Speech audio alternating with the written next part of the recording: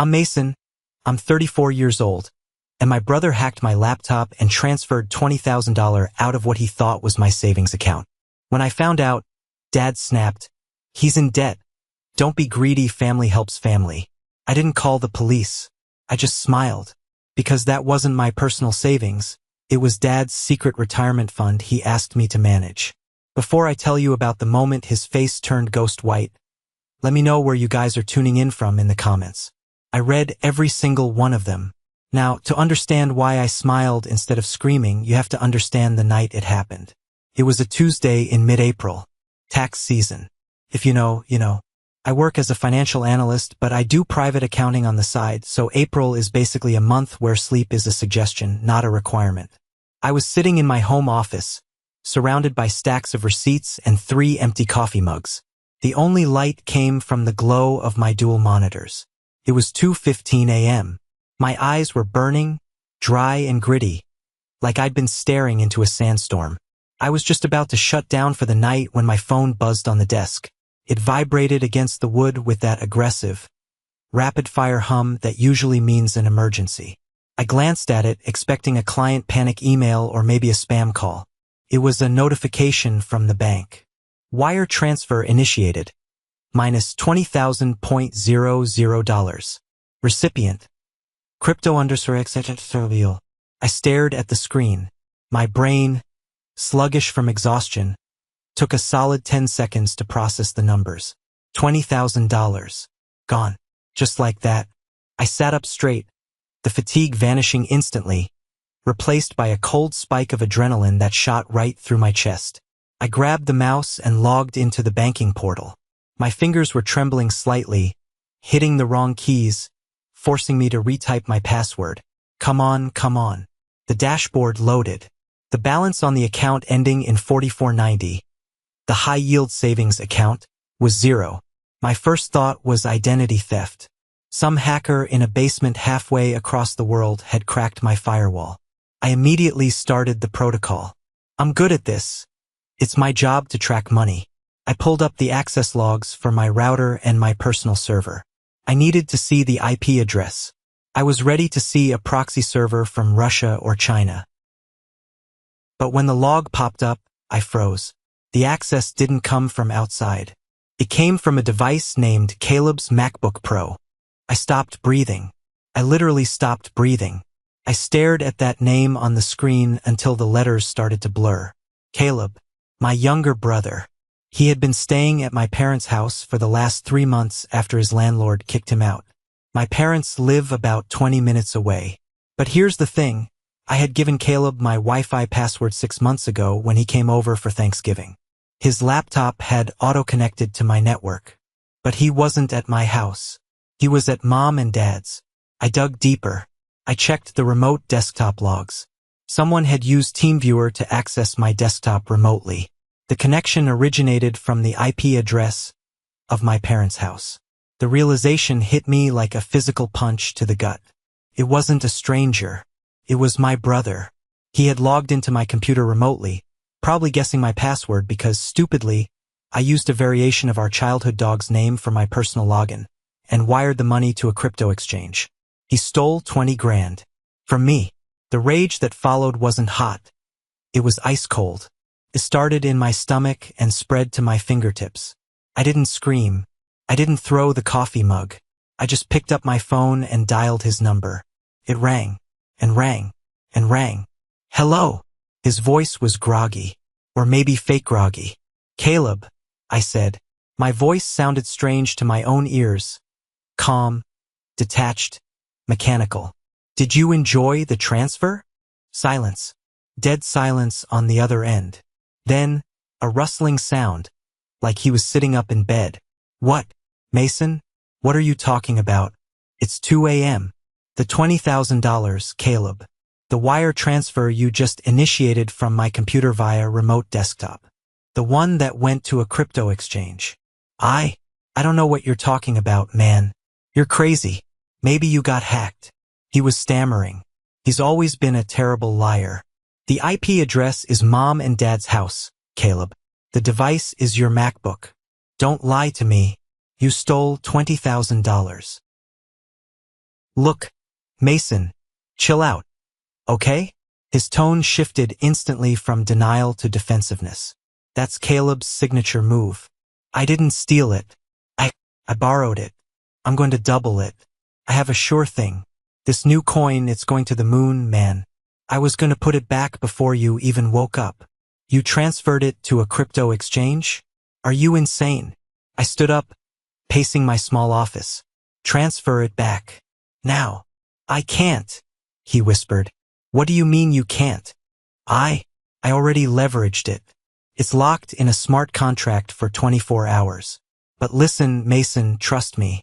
By tomorrow night, it's going to be 40 grand. I'll give you 25 back. Seriously. I hung up. I couldn't listen to another word of his delusional gambling addict logic. I was about to dial 911. My finger was hovering over the keypad. This was grand larceny. This was a felony. This was prison time. Then my phone rang. It wasn't the police. It was Dad. Caleb, the coward, had immediately run down the hall to wake up Daddy. Mason. Dad's voice was rough, sleep-heavy, but firm. Don't call the police. He stole $20,000, Dad. He hacked my computer. I know. He told me. He made a mistake. He's panicked. But you are not going to ruin your brother's life over money. Ruin his life? He ruined his own life. That is my money, Dad. We will discuss this in the morning. Come over here. Now, we need to handle this as a family. I'm calling the cops, I said, my hand shaking. If you call the police, Dad said, his voice dropping an octave, becoming dangerous, you will never step foot in this house again. Do you hear me? He is your brother. Family helps family. Get in your car and come here. We will fix this. I stood there in the dark office, the silence of the house pressing in on me. I looked at the empty bank account on the screen. I looked at the phone. I felt a strange shift inside me, a gear turning, a lock clicking into place. Okay, I said softly. I'll be there in 20 minutes. I grabbed my keys. I didn't call the cops, because as I walked to my car, I remembered something. I remembered exactly which account Caleb had drained. In his haste, in his greed, he hadn't checked the account owner's name. He just saw savings and a big number. He thought he stole my money. Dad thought he stole my money. And that gave me an idea. I drove to my parents' house in a daze. The streets were empty, the streetlights flickering past like strobe lights. My grip on the steering wheel was so tight my knuckles were white. To understand why I didn't just turn the car around and drive to the precinct, you have to understand the dynamic in our family. And more importantly, you need to understand the history of that specific bank account. I've always been the responsible one, the boring one, the one who went to college, got a degree in finance, got a CPA, got a steady job with a salary and a 401k. Caleb was the wild spirit. That's what Mom called him. He was the dreamer. He dropped out of college to start a dropshipping business. Failed. Then he tried to be a day trader. Failed. Then an influencer. Failed. Every time he crashed and burned, Dad was there with the fire extinguisher and a checkbook. But 2 years ago, the dynamic shifted.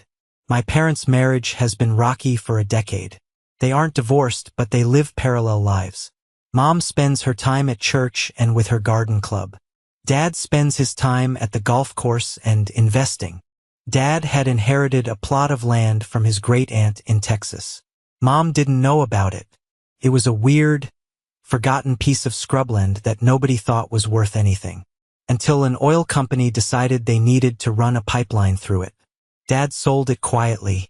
He netted about $150,000 after taxes. He didn't tell Mom. He definitely didn't tell Caleb. He called me. I remember the day clearly. He took me out to lunch at a steakhouse, something he rarely did. He ordered a scotch, looked me in the eye, and slid a check across the table. I need a favor, Mason, he said. I looked at the check. Dad, what is this? That's my retirement. My real retirement. Not the pittance your mother and I have in the joint account. He leaned in, lowering his voice. If your mother finds out about this, she'll want to renovate the kitchen, or take a cruise, or give it to the church. If Caleb finds out, he shuddered, he'll beg for every cent until it's gone. So what do you want me to do? I want you to open an account. In your name. You manage it. Keep it safe. Grow it if you can, but mostly just keep it hidden. I'll give you 5% of whatever interest it earns as a management fee. But on paper, it's your money. If anyone asks, it's your savings. I was hesitant. Dad, hiding assets isn't exactly. It's not hiding assets, Mason, he interrupted, cutting into his steak. It's asset protection. I'm protecting our future. When I get too old to work, this money is what's going to keep me out of a state-run nursing home. I trust you. You're the smart one. You're the smart one. That was the hook. I wanted his approval. I always wanted his approval. So I did it. I opened a high-yield savings account under my name, but I nicknamed it Project T in my personal ledger. I deposited the money. Over the last 2 years, Dad had dipped into it a few times, always for emergencies, always secretly. But mostly it just sat there, accruing interest. By the time Caleb hacked my computer, that account had roughly $20,000 in liquid cash in it. The rest I had locked up in long-term bonds that couldn't be touched easily. Caleb, being lazy, had grabbed the liquid cash. But here is where the financial ruin twisting knife comes in. Dad assumes, he fully believes that I have my own savings. And I do. I have a substantial amount saved up because I live below my means. But my personal money is in a completely different bank, specifically to avoid mixing funds with Dad's secret stash. Caleb didn't hack my bank. He hacked the bank where I kept Dad's money. But tonight, driving to their house, I realized neither of them knew that. I thought about all the times Dad bailed Caleb out. When Caleb got a DUI 3 years ago, Dad paid the lawyer $5,000 and told me, "Don't tell your mother." When Caleb racked up $12,000 in credit card debt buying inventory for his failed sneaker business, Dad paid it off. He's learning, Mason. Give him a break. When Caleb stole my identity to open a utility account for his apartment because his credit score was 400, Dad made me promise not to press charges. He's your brother. He needed lights. I was always the cushion. I was always the one expected to absorb the impact of Caleb's disasters. But not this time. As I pulled into their driveway, seeing the lights on in the living room at 3 a.m., I felt a strange sense of calm settling over me. It was the calm of a man who just realized he held a royal flush while his opponents were bluffing with a pair of twos. I turned off the ignition. I checked my reflection in the rearview mirror. I looked tired, yes, but I practiced a smile. A sad, defeated, compliant smile. If Dad wanted to play the family helps family card, I was going to let him play it. I was going to let him play it all the way to the bitter end. I walked up the steps and opened the front door. The house smelled like stale coffee and anxiety. I walked into the living room. It was a scene I'd witnessed a dozen times before, just with different stakes. Mom was asleep upstairs. Dad had managed to keep this quiet from her, naturally. The men's club of dysfunction was in session. Caleb was sitting on the couch, head in his hands, looking like a tragic figure in a bad soap opera. He was wearing his pajamas. He looked up when I entered, his eyes red-rimmed. Fake tears? Real panic? With Caleb, it was always a 50-50 split. Dad was standing by the fireplace, arms crossed, wearing his bathrobe. He looked furious. But as I stepped closer, I realized the fury wasn't directed at the thief. It was directed at the situation. "You're here," Dad said. "Not hello. Not I'm sorry. I'm here," I said, keeping my voice low. "Where is the money, Caleb?" Caleb sniffled. "I told you, Maze. It's in the exchange. I can't move it for 24 hours. But the graph is going up. I swear, by tomorrow noon, I can pay you back and keep the profit." "You stole $20,000. I repeated, ignoring his crypto bro nonsense. "That is theft. That is prison." "Stop saying that," Dad snapped. He walked over and stood between me and Caleb, physically blocking me from my brother. "Nobody is going to prison. Keep your voice down, your mother is sleeping." "Dad," He hacked my computer, I said, putting just the right amount of incredulity in my voice. He used a RAT remote access tool. That takes planning. He didn't just stumble onto it. He's been spying on me. I wasn't spying, Caleb shouted. I installed it a while ago just in case I needed to borrow a file or something. I was desperate, Mason. I owe people money. Bad people. If I didn't come up with 20 grand by Friday, they were going to break my legs. There it was. The shadowy loan shark excuse. A classic from the Caleb Greatest Hits compilation. So you rob your family? I asked. I was borrowing it. Enough. Dad slammed his hand on the coffee table. Mason, sit down. I didn't sit. I stood my ground. I want my money back, Dad, or I'm filing a police report. I have the logs. I have the proof. Dad took a deep breath. He massaged his temples. Then he looked at me with that look. The look of a disappointed patriarch dealing with a rebellious subject. Mason, he began, his voice taking on that lecturing tone. Look at your brother. Look at him. He's a mess. He's scared. He made a terrible judgment call. A felony, I corrected. A mistake, Dad barked. He's in debt. He's drowning. You are doing fine. You just got that promotion last month. Didn't you? You have your investments. You have your condo. You have no kids, no debt. I blinked. I knew where this was going, but hearing it out loud was still breathtaking. So because I'm responsible, I deserve to be robbed? It's not robbery, Dad said, waving his hand dismissively. It's family. Family helps family. When you were kids, if Caleb fell down, you picked him up. That's your job. You're the older brother. I'm not his ATM, Dad. Don't be greedy, Mason, Dad hissed. The word hung in the air. Greedy. I'm greedy. I laughed. A dry, humorless sound. He took $20,000 from me. And you have more, Dad argued. You have plenty. Listen to me. If you call the police, Caleb goes to jail. His life is over. Is that what you want? Do you want to be the reason your brother has a criminal record? Do you want to break your mother's heart? Emotional blackmail. Weaponized guilt. He was hitting all the buttons. So what do you propose, Dad? I asked. I just eat a $20,000 loss? Dad looked at Caleb, then back at me. He squared his shoulders. Yes, you let it go. I stared at him. Let it go. Consider it a contribution, Dad said, struggling to find the words. A contribution to saving your brother. He will pay you back eventually. We all knew that was a lie. But for now, you write it off. You don't report it. You don't tell your mother. You clear the debt. I looked at Caleb. He was watching me through his fingers, holding his breath.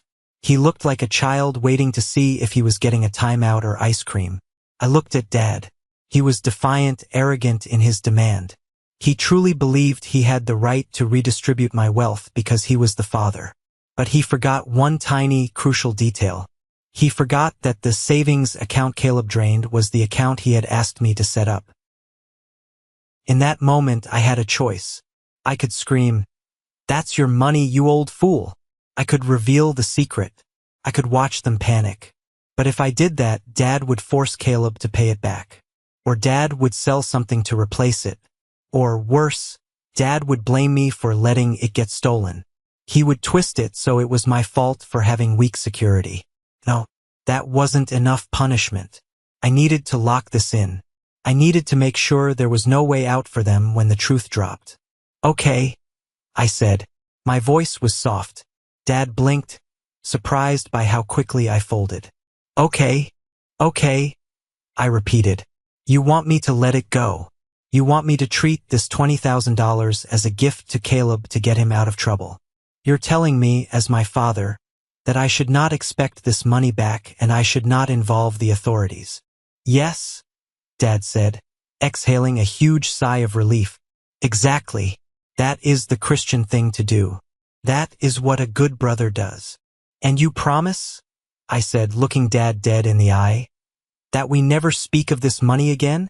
That the debt is settled? I promise, Dad said. It's buried. Gone. Thanks, Maze, Caleb squeaked. Seriously, thank you. You won't regret this. I looked at my brother. I know I won't. I pulled out my phone. What are you doing? Dad asked, suspicious. Just turning off the fraud alert. I lied. I opened my voice memo app and stopped the recording I had started the moment I walked into the house.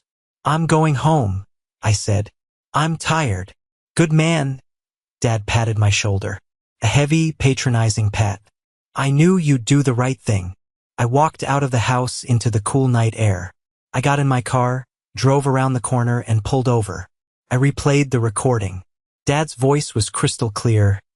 Don't be greedy. Consider it a contribution. You write it off. I smiled. A real smile this time. They wanted me to let it go. So I did. I let go of Dad's retirement fund. The next morning, the sun came up, but I didn't feel the usual hangover of sleep deprivation. I felt energized. I had work to do. I took the day off from my firm. I called in sick mental health day, which wasn't technically a lie. I had a very important meeting to arrange. I called Elena. Elena has been my friend since college. She's a contract lawyer, sharp as a tack and twice as dangerous. She's also the only person outside of my family who knew about Dad's secret fund because she helped me draft the original management agreement that Dad refused to sign because he didn't want a paper trail. We met at a coffee shop downtown, far away from where Dad or Caleb might spot us. Let me get this straight, Elena said, staring at me over her latte. Caleb stole 20 grand. Your dad thinks it's your money and told you to eat the loss. But it's actually your dad's money. And you agreed. I agreed to let it go, I corrected. I have it on tape. I played the recording for her. She listened, her eyebrows climbing higher and higher. When it finished, she let out a low whistle. Mason, this is diabolical, she said, a grin spreading across her face. I love it, but you need to cover your ass. Legally, you are the custodian of that account. If your dad turns around and sues you for mismanagement or negligence, you need proof that he authorized this use of funds. That's why I'm here, I said. How do I lock him in without revealing the secret? Elena tapped her pen on the table. Email, the casual confirmation. Create a paper trail that looks like you're just being a dutiful son confirming the family resolution. We spent the next hour drafting the perfect email. It had to be vague enough not to trigger Dad's paranoia about the secret fund, but specific enough to identify the transaction. Subject: resolving last night's issue. Hi, Dad. Just wanted to confirm our conversation from last night, so I can put this behind me mentally. Per your request, I am canceling any police report regarding the unauthorized transfer of $20,000 from the savings account under my management on April 15th. I understand that you want this treated as family assistance for Caleb and that I am to let it go and not seek repayment. I'm doing this out of respect for you and the family. I hope this helps Caleb get back on his feet. Love, Mason. I hit send. Now, the waiting game. Dad is terrible with technology, but he checks his email on his phone. 2 hours later, my phone pinged. A reply from Dad. Thanks, son. Proud of you. Let's move forward. Don't bring it up to your mother. Boom. Signed, sealed, delivered. I showed the email to Elena. She high-fived me. You're legally bulletproof. He explicitly authorized the forgiveness of the debt regarding that transfer.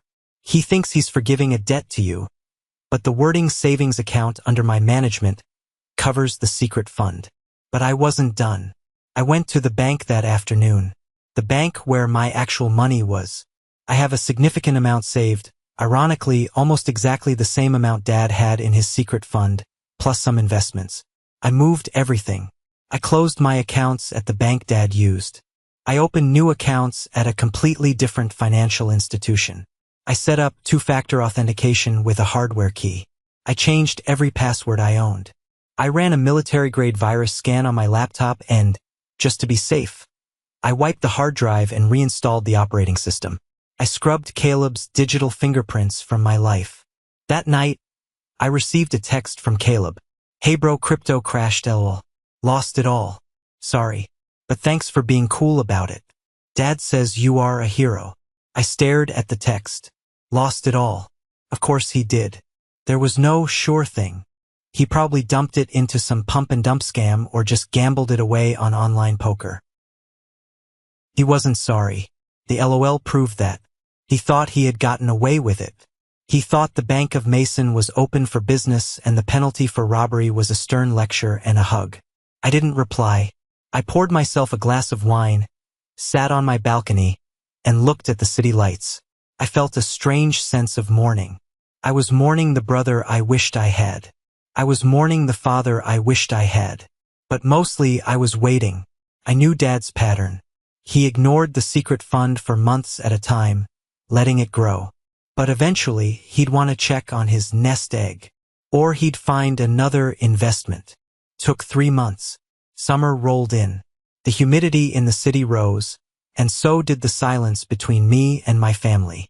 I stopped going to Sunday dinners. I told Mom I was busy with work. Dad didn't push it. He probably thought I was still sulking about the money. He liked that. He liked thinking I was making a sacrifice for him. Fed his ego. Then came the phone call. July 12th. I was at my desk at work when Dad called. It was 10:30 a.m. Mason. He sounded excited. Breathless. I need you to come by tonight and bring the laptop. What's up, Dad? I asked, keeping my voice neutral. I found it, he said. A foreclosure. A commercial property just outside of town. The guy is desperate. He needs cash fast. If I can put down a deposit by Friday, I can flip it for double in a year. It's the deal of a lifetime. Okay, I said. How much do you need? Everything, he said. Pull it all. The whole fund. Bring me a cashier's check or... Actually, just bring the access. We'll wire it directly from your computer tonight. I want to show the seller proof of funds tomorrow morning. My heart hammered against my ribs. This was it. Sure, Dad, I said. I'll be there at 7. I hung up. I sat there for a moment, listening to the hum of the office air conditioning. I felt sick. Not scared, sick. Like I was about to watch a car crash that I had cut the brake lines for. I printed out the bank statement for the account ending in 4490. I put it in a crisp manila envelope. I put the envelope in my briefcase. I drove to my parents' house. The atmosphere was festive. Mom was out at her book club. Dad always timed these things when she was gone. Caleb was there, eating a pizza on the couch, looking relaxed. He'd clearly forgotten all about the incident in April. Why shouldn't he? He faced 0 consequences. Mason! Dad greeted me with a wide grin. He poured me a scotch. Celebration tonight, boys. This property is going to set us up. I'm thinking of finally retiring next year. He was spending the money in his head. He was already remodeling the kitchen, buying the boat. That sounds great, Dad, I said, taking the drink. I didn't sip it. All right, let's get to business. Dad rubbed his hands together. Open up the magic box. Let's see the total. With interest, we should be sitting pretty. I set my briefcase on the dining table. Caleb wandered over, chewing on a slice of pepperoni. Can I get a cut for finding the emotional support? He joked. I didn't smile. I opened the briefcase. I didn't take out my laptop. I took out the manila envelope. I didn't bring the computer, I said. But I brought the latest statement. Dad looked confused. Why?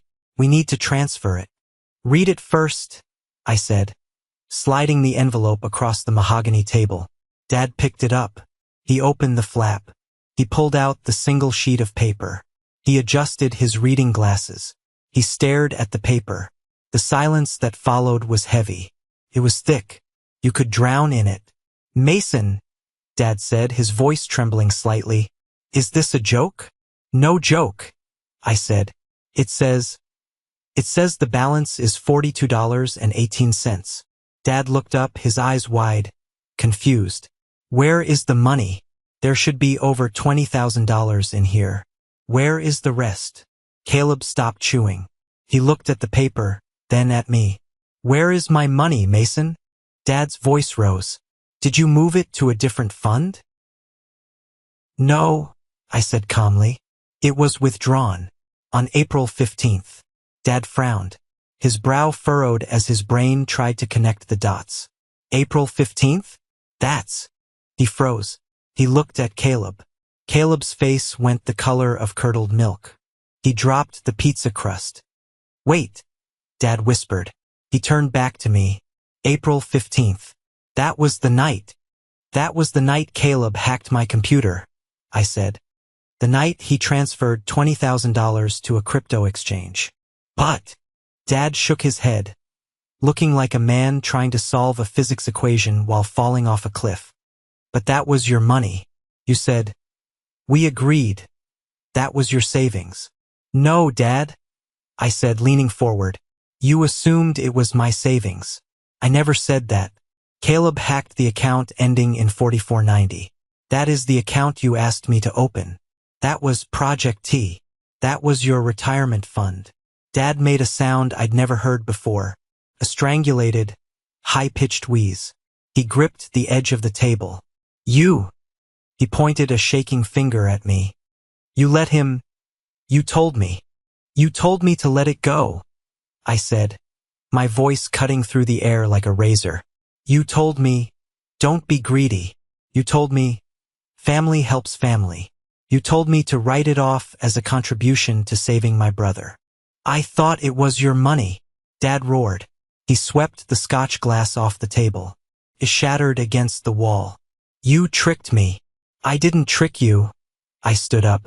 I did exactly what you asked. You insisted I forgive the debt. You sent me an email confirming it. Remember? Proud of you, son. Let's move forward. Dad turned to Caleb.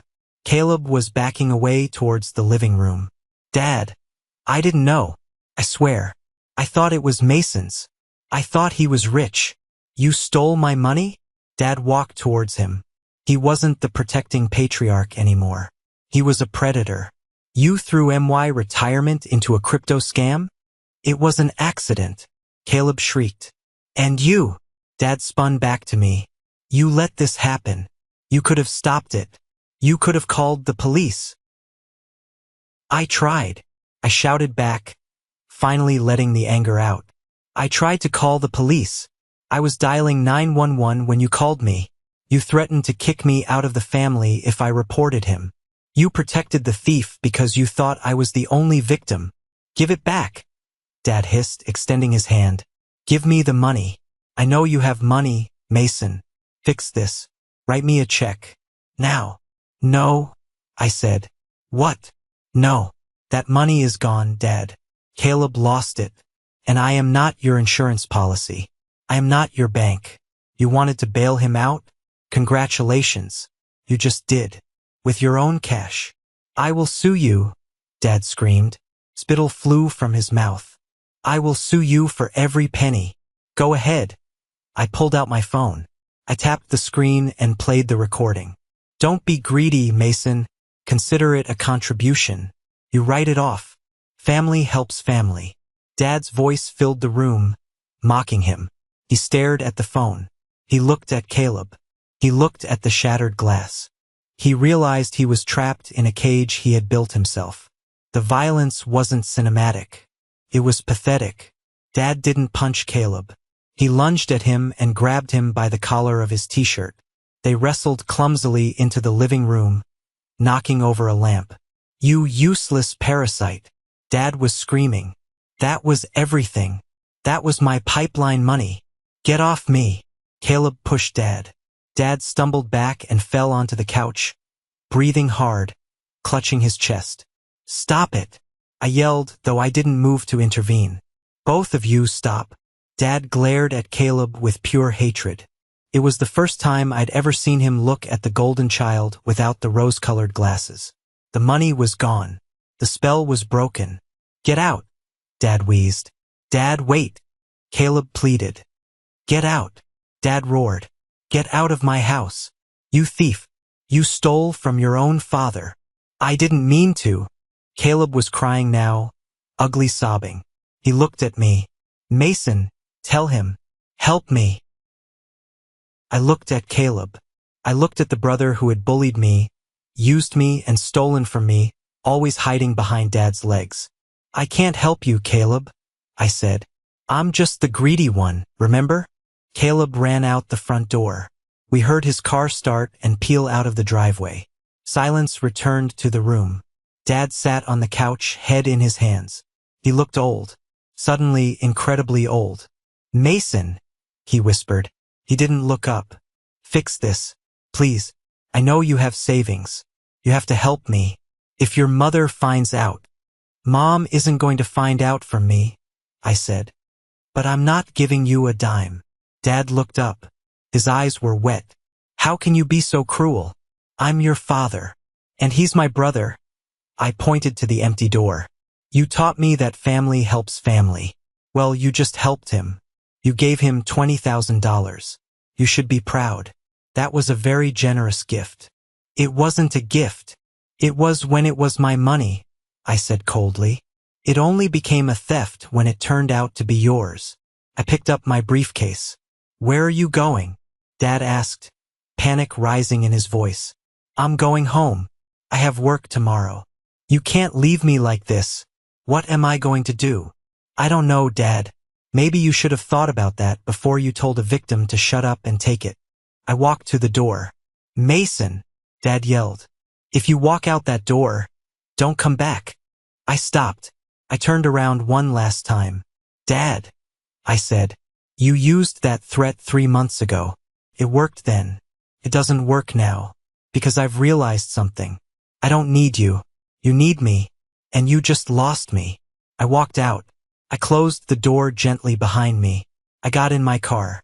My hands weren't shaking this time. I felt light. I felt like I had just dropped a heavy backpack I'd been carrying for 30 years. My phone started blowing up immediately. Texts from Dad. Calls from Caleb. Mason, please. You ungrateful brat. We can work this out. I didn't block them. Not yet. I wanted to see them panic. I wanted to watch the consequences unfold. I drove home, the city skyline glittering ahead of me. I thought about the $20,000. It was a lot of money, but as I merged onto the highway, I realized it was the best money I had ever spent. It was the price of my freedom. The silence of my new apartment was different from the silence in my old home office. It wasn't the heavy, suffocating silence of anxiety or the waiting game. It was the silence of peace. It has been exactly 14 months since I walked out of my parents' house, leaving a shattered scotch glass and a shattered family on the floor. 14 months of no contact. 14 months of blocking unknown numbers. 14 months of finally breathing oxygen that wasn't tainted by guilt. I was standing on my balcony, holding a cup of espresso, made with a machine that cost more than my first car, looking out over the skyline. It was a Saturday morning. The air was crisp. My phone buzzed on the patio table. I didn't flinch. I didn't feel that old spike of cortisol. I picked it up. It was a notification from my investment portfolio. My personal assets, the ones I had aggressively protected and moved to a new institution, were up 12% this quarter. I had just closed a deal at work that secured my promotion to senior analyst. My salary had nearly doubled. I had a girlfriend, Sarah, who knew the whole story and, unlike my family, actually respected my boundaries. Life was good. It was boring, stable, and incredibly good. But the universe has a way of balancing the scales. You can't have this much peace without someone else paying the price for the chaos. The buzzer to my building rang. I frowned. I wasn't expecting anyone.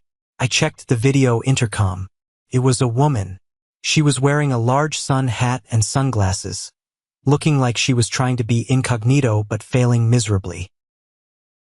It was Aunt Karen, Dad's sister, the family's official historian and unofficial stirring spoon. I debated not buzzing her in. I really did. But curiosity is a dangerous thing. And part of me, the part that had smiled when I drove away that night, wanted to know. I wanted the epilogue. Come up, I said into the intercom. 5 minutes later, Aunt Karen was sitting on my white leather sofa, looking around my apartment with a mixture of awe and judgment. She clutched her purse like it contained state secrets. You've done well for yourself, Mason, she said, her voice tight. Very well. Considering. Considering what, Aunt Karen? I asked, setting a coaster down for her water. I didn't offer her coffee. Coffee is for guests I want to stay. Considering you abandoned your family in their darkest hour, she snapped. There it was. The guilt trip. It arrived right on schedule like a commuter train. I sat in the armchair opposite her, crossing my legs. I didn't abandon anyone. I removed myself from a crime scene. There's a difference. How are they? Karen sighed. A long, dramatic exhale that rattled her jewelry. It's bad, Mason. It's catastrophic. She leaned in, her eyes wide with the thrill of gossip disguised as concern. Your father lost the house. I blinked. I expected bad news, but not that fast. The house? The one they've lived in for 30 years. Foreclosure. She whispered the word like it was a curse. After you left, after the incident with the money, your father spiraled. He was obsessed with that commercial property deal. He was convinced it was the only way to make back the money Caleb lost. He tried to leverage the house to get a hard money loan because he didn't have the cash deposit. I nodded slowly. That sounded exactly like Dad, doubling down on a bad hand. He got the loan, Karen continued. High interest, predatory stuff. He put everything into the deal. But the commercial property had a lien on it he didn't know about. The deal stalled. The investors pulled out. The hard money lenders came collecting. And he didn't have the liquidity, I finished for her. He had nothing, Karen said, because the secret fund was gone. She looked at me pointedly. She knew about the fund now. Obviously, in the screaming match that followed my departure, Dad had spilled everything. So, they're homeless? I asked, keeping my voice neutral. Your mother moved into a small apartment near the church. She's not doing well. She's humiliated. She had to resign from the garden club board. You know how much that meant to her. And Dad. He's living in a motel on Route 9. He's driving for a rideshare app.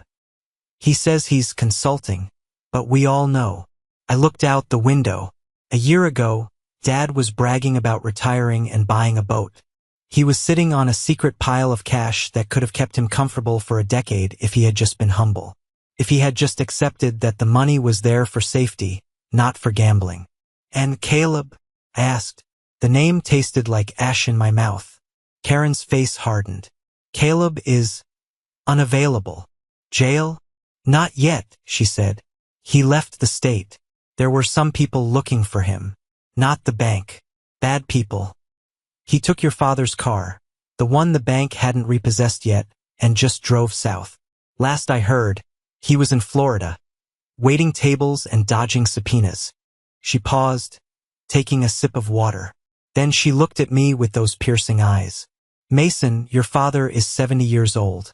He's driving strangers around at night to pay for a motel room. Your mother is living off Social Security. And here you are. She gestured around my apartment. You have so much. You could help them. You could fix this. One check from you could get your mother into a nice condo. It could get your father off the road. This was the moment. This was the test. The flying monkey had delivered her payload. The guilt was laid out on the table, throbbing and raw. Family helps family. I looked at Karen. I thought about Mom, humiliated but safe. I thought about Dad, his ego finally crushed under the weight of his own decisions. Aunt Karen, I said softly, do you know why I didn't call the police that night? Because your father asked you not to, she said. No, I didn't call the police because I wanted them to learn. Dad spent his whole life bailing Caleb out. He used his retirement money he hid from his wife, to enable a thief. If I write a check now, what happens? Does Dad learn? Does Caleb learn? They've suffered enough. Karen cried. Where is your compassion? My compassion was giving them a choice, I said. Dad chose Caleb over me. He chose to protect a felony over my dignity. He told me to let it go. So I let it go. I let them go. I stood up. I'm not writing a check, Karen. Not today. Not ever. Because if I solve this problem for them, Dad will find another deal of a lifetime next week. And Caleb will find another account to hack. I'm breaking the cycle. Karen stood up, her face red. You're cold, Mason. You're ice cold. Your father was right. You care more about money than blood. No, I said, walking her to the door. I care about peace. And I paid $20,000 for it. I think that's a fair price. She huffed and stormed out. I watched the elevator doors close on her judgmental face. I went back to the balcony. I should have felt guilty. That's what we're programmed to feel, right? When our parents are suffering, we're supposed to bleed for them. But I didn't feel guilty. I felt vindicated. However, there was one loose end. One tiny, nagging detail that only I knew. I went to my desk and unlocked the bottom drawer. I pulled out a file. Inside was a cashier's check I had drawn up 6 months ago. See, when Dad set up the secret fund, he promised me 5% of the interest as a management fee. But I had managed the money aggressively. I had moved it into high-yield bonds and index funds before Caleb drained the liquid cash. The principal, the original land money, was what Caleb stole and lost. But the interest, the profit I had made over those 2 years before the theft, I had swept that into a separate sub-account every quarter, just as good accounting practice. Caleb hadn't touched that because he didn't know it existed. It wasn't a fortune. It was about $8,500. Technically, it was Dad's money. Or my fee. It was a gray area. But I didn't want a gray area. I didn't want a single penny of that cursed money contributing to my new life. I didn't want my success to be built on even $1 of Dad's secrets. I picked up the check. It wasn't made out to Dad. It wasn't made out to Mom. I had made it out to the Gambling Addiction Recovery Foundation. I looked at it one last time. It was the final severance. I put it in an envelope, sealed it, and walked down to the mailbox in the lobby. I dropped it in the slot. Clack. The sound was final. I went back upstairs, made myself another espresso, and sat down to work. My phone buzzed again. A text from Sarah. Dinner at 7? I'm making lasagna. I typed back. Perfect. I'm bringing the wine. Dad had his retirement plan. It was Caleb. And that investment had gone to zero. I had my retirement plan. It was me. And business was booming. They say you can't choose your family. That's the biggest lie ever told. You can't choose who you are related to by blood, sure. You can't choose whose DNA is spiraled into yours. But family? The people you let into your inner circle? The people you sacrifice for? You absolutely choose them. And sometimes you have to choose to unchoose them. It has been 3 years now. The dust has settled, but the landscape is forever changed. I eventually heard through the grapevine that Mom divorced Dad. It turns out, when you lose the house and your wife finds out it was because of a secret fund you hid from her, the marriage doesn't survive. She's happier now, I think. She lives in a senior community. I send her flowers on her birthday. We talk occasionally, but it's surface level. She still blames me, just a little bit, for not saving them. She can't help it. It's the programming. But she respects my distance. Dad is still driving. He sends me emails sometimes. Usually they are links to conspiracy theories or get-rich-quick schemes. Mason, look at this gold IRA. We could make a killing. He hasn't changed. He never will. He's still looking for the shortcut. He's still looking for the magic button that undoes the consequences of his actions. I never reply. I drag them straight to the spam folder. And Caleb? He got arrested in Georgia for check fraud. A minor charge, but enough to put him in the system. He called me from jail, collect. I stared at the phone for a full minute. Inmate from Caleb? Would like to accept charges. I pressed decline. That was the hardest moment. Harder than the night of the theft. Because that was the moment I accepted that I couldn't save him. Dad had spent 30 years trying to save him, and all it did was create a monster who thought the world owed him a living. If I answered that call, if I sent him bail money, I wouldn't be helping him. I would just be the new dad. I would be the new enabler. So I let it ring. I want to talk to you about the concept of greed. That night in the living room, Dad called me greedy. He said, "Don't be greedy, family helps family." He used that word like a weapon. He tried to make me feel shame for having money. He tried to make me feel like a villain for wanting to keep what I had earned. But let's look at what greed actually is. Greed isn't having savings. Greed isn't wanting justice when you're robbed. Greed is Caleb, feeling entitled to take $20,000 that wasn't his because he was too lazy to work for it. Greed is Dad, hiding money from his wife for years because he didn't want to share, and then demanding my money to fix his mistake. Greed is demanding that someone else set themselves on fire just to keep you warm for another hour. I realized that family helps family is often just a manipulation tactic used by the people who need the most help and offer the least. It's a one-way street. When they say family helps family, they mean you help me. They never mean I will respect you. I paid a high price for this lesson. I lost my father. I lost my brother. I lost the illusion of a happy childhood home. But I gained something much more valuable. I gained my sovereignty. I own my life now. Every dollar in my bank account is there because I worked for it and I protected it. Every relationship in my life is there because it's healthy and reciprocal. I don't have to look over my shoulder. I don't have to worry about late-night phone calls or missing money. People ask me if I regret smiling that night. If I regret tricking Dad into forgiving the debt before he knew it was his own money. I think about it sometimes. Was it petty? Maybe. Was it deceptive? Sure. But was it necessary? Absolutely. If I hadn't done that, if I had screamed and revealed the truth right then, Dad would have gaslit me. He would have guilt-tripped me into covering the loss. He would have drained me dry emotionally and financially to cover up his own lies. He would have dragged me down with the ship. By letting him think he was spending my money, I revealed his true character. I let him show me exactly who he was when he thought it cost him nothing. And when the bill finally came due, he had no one to blame but himself.